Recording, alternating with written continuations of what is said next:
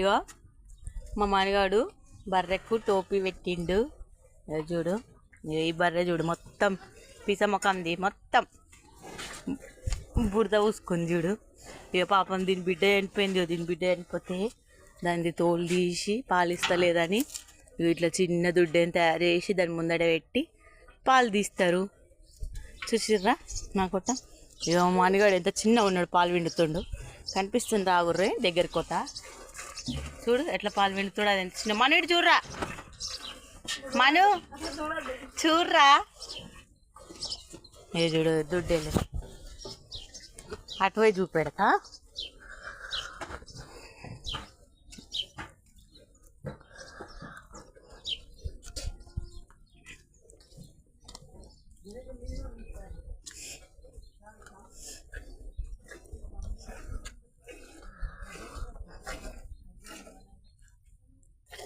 చూడ ఎంత చిన్న ఉన్నాడు, ఎట్లా పాలు పిండుతుండో. మీకు కూడా పాలు పిండొచ్చా ఫ్రెండ్స్? పిండొచ్చి అయితే కామెంట్ చేయండి.